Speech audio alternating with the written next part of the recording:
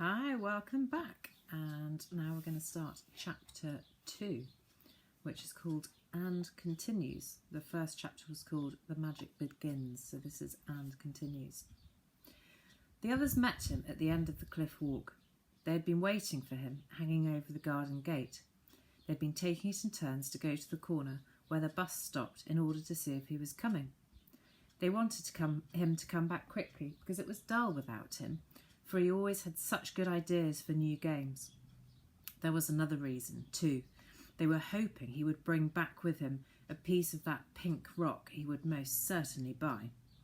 Of course, they would be too polite to mention such a thing unless he did, but Sandy had a large stone in her pocket which she meant to offer when the moment came for breaking the rock. That is, of course, the best way of breaking rock. You should never try with a knife. It is much too dangerous. "You have been a long time," shouted Sheila as soon as she caught sight of him. "Why didn't you come by bus?" shouted Humphrey, even louder. Sandy didn't shout anything. She thought it was the wrong moment for asking questions. It distracted one's attention from the pink rock that was probably reposing in Peter's pocket. "Did it hurt?" asked Humphrey, without waiting for an answer to his first question. "Did what hurt?" Peter asked, having forgotten so unimportant a thing as having a tooth out. "The tooth," Sandy explained impatiently, with both eyes on his pocket. "Oh, that." Peter's voice was airy. "Oh, no. In fact, I'd forgotten all about it." 3 pairs of eyes went as round as sixpences. "I don't believe you went," said Sheila at last. Peter didn't answer. He opened his mouth, and the children inspected it one after another. "Isn't he brave?" said Humphrey at last. "Oh, I don't know," remarked Peter, remembering how far from brave he had felt with the deep water racing towards him. "Not very," he added truthfully. "Let's look at it," said Sandy, not because she really wanted to see the tooth, but because she hoped that putting his hand in his pocket might bring out something much more interesting. And so it did. Outstretched on Peter's palm lay the tiny ship. "Gosh," said Humphrey, and came closer to look. "It's a darling," said Sheila. "Pooh," said Sandy, who was disappointed and didn't mind showing it. Peter wrapped the boat up again and slipped it back into his pocket.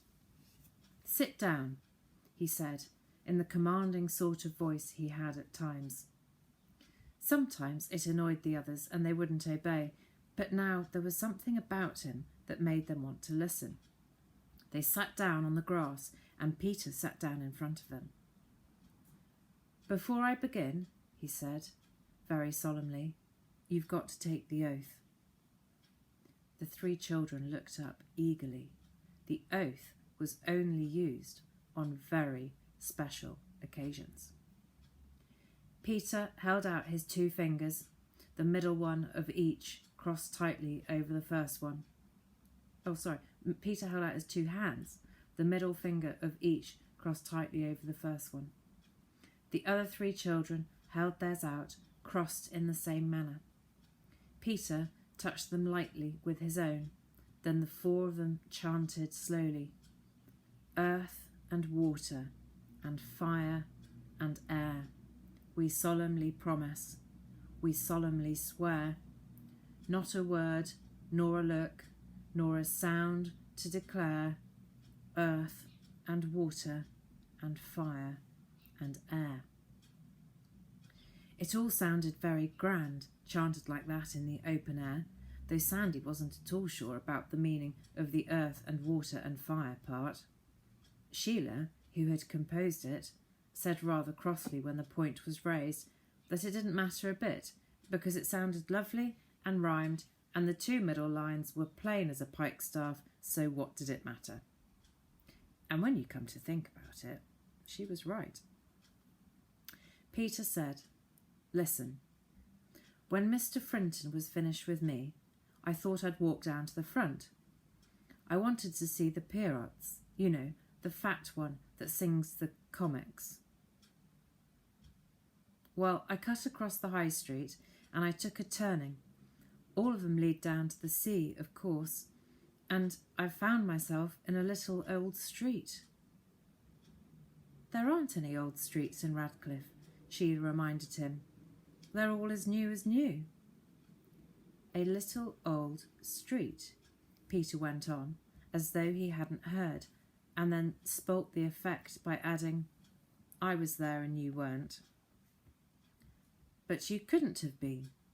It was Humphrey interrupting this time, because Sheila's right. There isn't a single old street in Radcliffe, not one. I know them all by heart because of my map. It shows every street in Radcliffe. Sandy said, If Huff says so, he's right. He's a walking atlas. If you all know better than me, Peter said nastily, you can tell the tale yourselves. And he stood up to go. Sheila scrambled to her feet and went after him quickly. Sorry, Pete, she said. Go on. We're dying to hear. You know we are. She put her arm through his and turned him round to face the others. I expect you're right, Humphrey said humbly. I expect they forgot to put your street in the map because it's so old. Oh, do go on, exclaimed Sandy, who didn't believe in apologising too much. Peter sat down on the grass and went on with his story. I didn't come home by bus, he said, slowly. We know that, Sandy interrupted, because Sheila and Humphrey glared at her, and she subsided. You must have been awfully quick coming home by the cliffs, Sheila said admiringly. It's ever such a long way round. Peter said impatiently, I didn't come along the cliffs either. I came across the sand. Nobody said a word. Peter knew what they were all thinking. He said, I don't expect you to believe me. I know it's been high tide for ages. I can't really believe it myself, even though it happened. What happened? The three children asked together. Look, Peter said, and once more he drew the tiny boat from his pocket and set it on the grass. There it lay, its fierce boar's head grinning, its bright little sail tightly rolled, and its tiny shields flashing in the sunshine. They went on looking. The tiny ship lay peacefully on the bright grass. Well, Sheila said at last, when does the story begin? Peter was staring at it. There was a puzzled expression on his face. Why, oh, why didn't it show them its magic power? Why didn't it grow? I came back in that, he said at last. Humphrey and Sandy burst out laughing, but Sheila, who was older, could see that Peter was in deadly earnest. She sent them a fierce look, and the laughter was cut short. She went quickly over to Peter and touched him on the arm.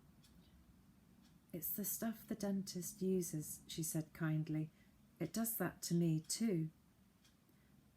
Peter shook her off angrily. It's true, I tell you, true.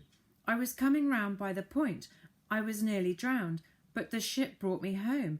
It flew like a bird, I tell you. Yes, Sheila said soothingly. Don't you think we should all go in now? It's awfully hot in the sun. Peter looked very angry indeed. Then he took a deep breath.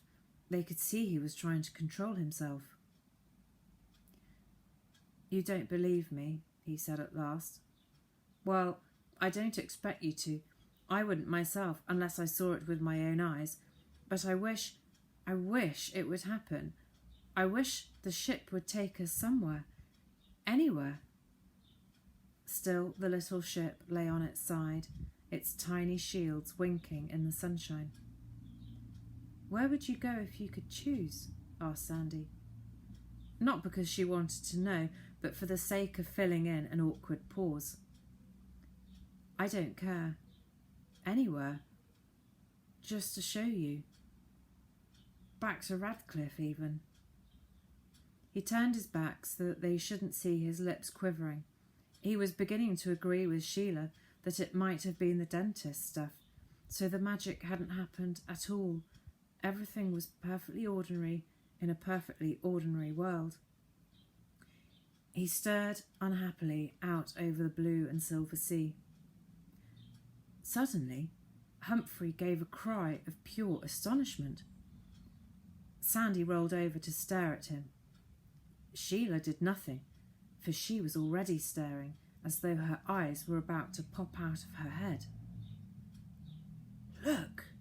cried Humphrey again, and his voice was breathless with wonder.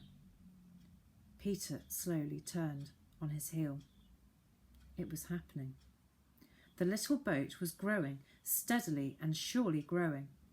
It was a foot long, a yard long. It was large enough to hold one child, and Peter stepped on board. It was large enough to hold two, and Sheila followed him. It went on growing, and Humphrey clambered in. It grew still larger, and Sandy, looking as if she couldn't believe it and was still in the middle of a dream, followed them. The ship stopped growing. Sheila murmured faintly, "It's the sun. We ought to have worn hats." Humphrey said in a funny little voice, "It's a dream. I'm dreaming it. You've all come into my dream." "My dream," said Sandy, in the kind of voice that means to go on arguing. "It isn't a dream," Peter said happily. "It's happening, and it's real."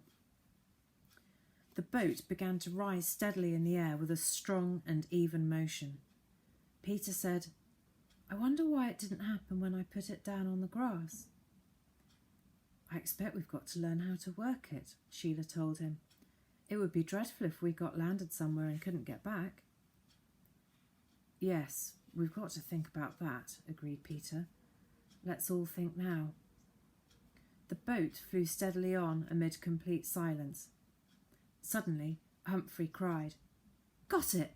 and leaped with excitement so that he nearly fell out and the others had to grab at his heels. 3 pairs of eyes were fixed anxiously upon him.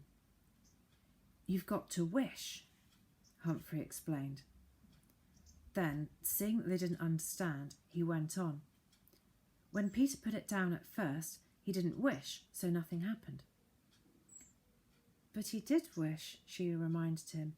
"He said he wished it would take us anywhere." But that wouldn't do. It was too sort of general. You have to wish a special place," Sandy trumpeted. "It wasn't until I said Radcliffe that the thing began to work," Peter agreed. "What happens when we get there?" asked Sheila. "Wait and see," Peter advised. It was lovely in the magic ship, lovelier than anyone could possibly have imagined. The wind sent their hair streaming backwards. Birds flew past with movements scarcely less graceful than those of the ship. The children sang for joy in the keen, fresh air. The song that they sang had no words. It just came out in trills and rhythms because they were so happy. "We can't fly right into Radcliffe," Sheila said suddenly. "We'd be mobbed. Besides, we don't know how to stop it properly. We might hurt someone." "Let's stop about a mile out," suggested Sandy. Peter spoke clearly. "Please stop in Farmer Pawson's meadow." "But not if there are any cows about," added Sandy hastily. The ship flew steadily on. "We're nearly there," said Peter after a time, feeling the boat slacken speed. The earth seemed to float gently upwards with the movement that Peter was beginning to know. In a moment they were standing on the firm grass. "Now, watch," Peter commanded. They stood, holding their breath, while the flying boat grew smaller and smaller. Then they saw Peter pick it up and put it in his pocket. The 4 children sat down in the high, blossomy grass. "What is it, Pete?" asked Sheila, noticing that his forehead was wrinkling in the way it always did when he was troubled. "Nothing," said Peter shortly, and lay down with his face buried in his hands. "Fancy being broody when we've got a magic ship," explained Sandy. Humphrey said nothing. He knew what was bothering Peter, because it was beginning to bother him as well. Peter lifted his worried face. "I'm going to take it back," he said. "Take what back?" asked Sheila and Sandy together. Humphrey still said nothing. He knew what was coming. "The ship," Peter said in a low voice. "Whatever for?" asked Sandy in amazement. But now Sheila was beginning to understand too. "Because," Peter explained, "I've got to find out whether the old chap knew it was magic when he sold it." "What difference does that make?" asked Sandy, who could think of nothing but the disappointment of parting with the wonderful ship. "All the difference in the world. You see, magic doesn't happen often, not once in a blue moon," Sheila went on, trying to get things clear. "I expect there isn't another magic ship like this in the whole world." "Well, what if there isn't?" demanded Sandy. "It's Pete's. He paid for it." "No, he didn't. Not what it's worth, anyhow," Sheila went on. "Why, it must be worth thousands and thousands, millions perhaps. It's the kind of thing a king might buy. King George, perhaps." "Well, the princesses have got quite enough," Sandy said firmly, "and I don't see why they should have our ship." "That's not the point," Humphrey explained. "The point is that we think it was sold by mistake." "No one sells a magic ship for 3 shillings, Peter said slowly. "And he was an old man. Poor. He was blind in one eye, too. He couldn't see properly." Sandy nodded gravely. Now that she understood, she saw that the others were right. "No time like the present," said Peter, trying to make it sound jokey, but not succeeding very well. The 4 children stood up, brushing dry bits of grass from their clothes. Slowly and sadly they climbed over the gate and dropped down into the white road. Peter kept his hand inside his pocket, as if he wanted to feel the boat as long as he could. It comforted him a little, but not much. They meant to walk briskly into Radcliffe and get the horrid business over. They meant to, and yet every few minutes their feet slackened and dragged in the white dust of the road. Peter said suddenly and fiercely, because he was feeling so bad about everything, "This won't do. It won't do. Look here, we'll race it." But though the race began well enough, no one had any heart for it. Presently they gave up all pretence and plodded on grimly. However, they hadn't very far to plod, because soon they were entering the crowded high street that runs through Radcliffe. Peter's fingers tightened on his boat, but he didn't say a word. His jaw, though, was pushed forward in the determined way they all knew. He crossed over and turned to his left, and the others followed him. He walked a few steps, looked puzzled, and then walked back again. He walked several steps in the other direction, and the same thing happened. He tried again in the first direction, and then again in the second. He wandered backwards and forwards for about a quarter of an hour. At last he said, "I can't find it," and was ashamed of the happy feeling that sprang up in his heart. The others said nothing, for Peter's chin was still thrust forward in warning. "Nonsense," he said to him, half to himself and half to the others. "I can't find it because I don't want to find it. I'm not looking hard enough. It's cheating." Humphrey said, "Why not go to Mr. Frinton's house and find the way from there?" Peter nodded. The 4 children all knew the way to Mr. Frinton's, and they stepped out briskly. In a few minutes they stood outside the house where the orange rambler swayed over and reflected its lovely self in Mr. Frinton's brass plate. "Now," said Sheila, and Sandy echoed, "Now." Peter set off boldly in the direction he had taken earlier in the afternoon, and the others followed. But soon his steps slackened. He stood stock still. "I can't find it," he said. "I know," said Humphrey. "Let's divide up and each take a bit of the prom. We'll go up every turning in our bit and see if we can find Peter's street. We'll all meet by the bathing huts in an hour's time." "We'll be awfully late for supper," sighed Sandy. "Who cares?" Peter asked scornfully, feeling that every mouthful would choke him until the fate of the magic ship was settled one way or another. It was Humphrey who gave them their beats. Peter from the bathing tents to the aquarium. Sheila from the aquarium to the bandstand. Sandy from the bandstand to the end of the Marina Hotel, and himself what was left. It included the pavilion of the Merry Concertinas, and he hoped to do his beat quickly as well as thoroughly and then buzz off to the concertinas before meeting the others. Up and down went the children. You can see the picture. Up streets and down streets. It took each child the full hour to search thoroughly. When they arrived at the meeting place, the sky was dark blue and twinkling with stars. On the left, the bandstand lights threw out winks of yellow and red and green. They could hear the soft, faraway sound of the music. Peter's hand was still in his pocket, stroking the little boat. They looked at each other inquiringly. Then Sheila spoke. "I think you were meant to keep it, Peter," she said softly. "I think that's part of the magic." Peter stood staring at her. Then his mouth widened into a smile. "You're right, Sheila," he said. "I think so, anyhow. And it's not because I want to think it either. You see, I've remembered something. The old man, knew the value of it. He said all the money in the world wouldn't have bought it once. He said they didn't make ships like that nowadays, and that you had to pay all the money you had and then a bit more. And so I did, because I gave him Father's 2p too." "Then I am right, Peter," Sheila said quietly. "It was meant for you.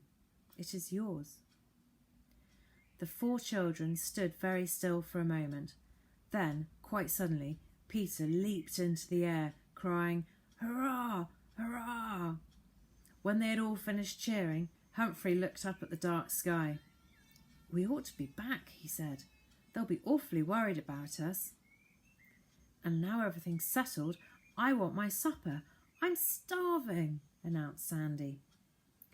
Humphrey felt in his pocket and brought out a piece of toffee wrapped in paper. It was a bit sticky and a bit fluffy, but Sandy wasn't proud and she accepted it with pleasure. "We'll be home in a jiffy," Peter promised. "We'd better start her behind the breakwater where we shan't be seen." They pounded over the dark sand. Peter stooped under the shadow of the breakwater and drew the boat from his pocket. "Home," he whispered. The boat began to grow in size. When it was large enough, the children stepped in. If it had been fun before, sailing above the treetops in the daylight, it was far more wonderful now in the starry darkness. The moon poured her silver light on the flying ship and upon the faces of the children within it. Sheila was sitting very still because a piece of poetry was making itself up in her head. Sandy was leaning against her, half asleep, the toffee forgotten in her hand and dreaming of supper. Humphrey was kneeling and looking over the side, thinking that the whole world, drenched in silver, was a marvellous map that had suddenly come alive. But Peter stood upright at the prow, with one arm round the golden neck of the boar. It's good, isn't it? That's the end of chapter 2. See you tomorrow.